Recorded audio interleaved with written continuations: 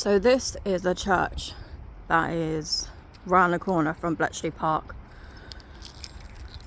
My granddad, that's my great granddad, is buried here. My great aunt buried here. Over here got some of my family. Now there's two kind of tales I want to tell. So my parents got married here in 1981, and then my mum got remarried in the turn of the noughties. And this is where I tend to come on. I feel lost. I mean, I'm not Christian, none of my family are, but this place always gives me like a level of peace.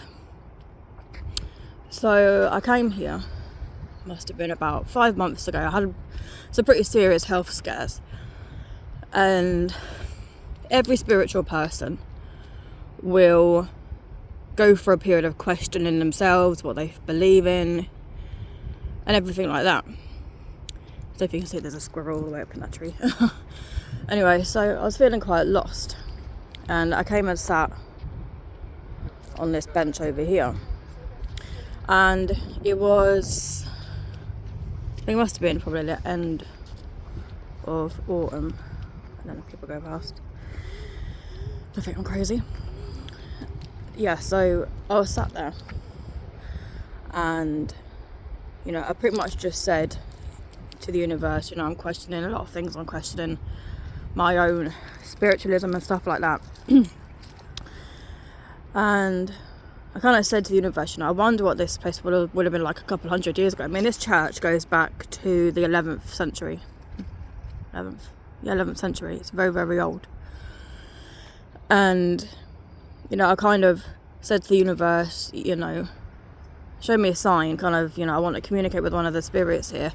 Not one of the ones who are buried here necessarily, but kind of see how it was in the past. Because obviously we all know how funeral processions and stuff go now, but we never really knew what they were like in the past. And I've always been intrigued by the past.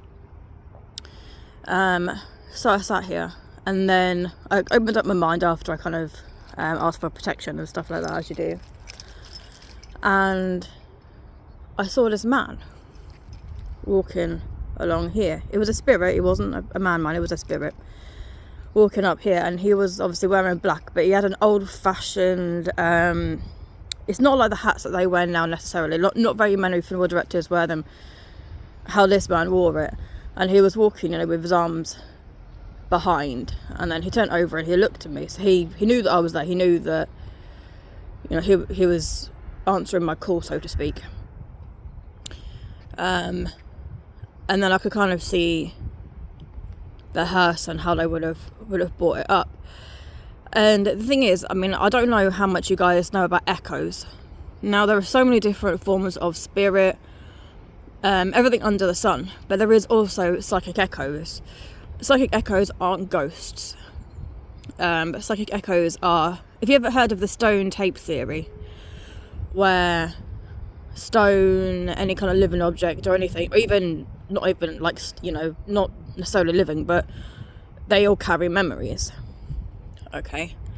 And some spirits are kind of trapped in a loop. This man wasn't, but he was showing me what he did. I'll talk about loops and stuff another time. But he was kind enough to kind of show me how it was.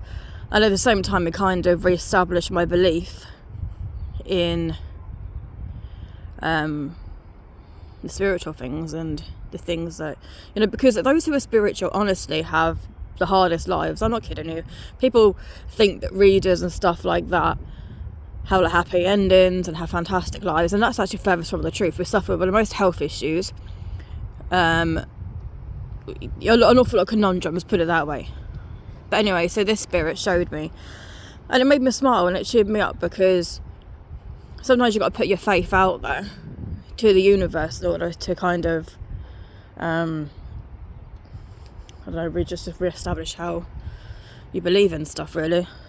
And it really did help. Like, I'm very respectful to the man who did that, because he just reminded me that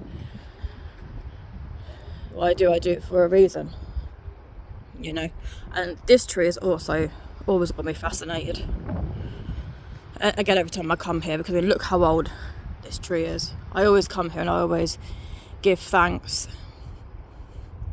and say hello. Now this will kind of lead on to another story. Check out part 2 because it's going to get a bit long.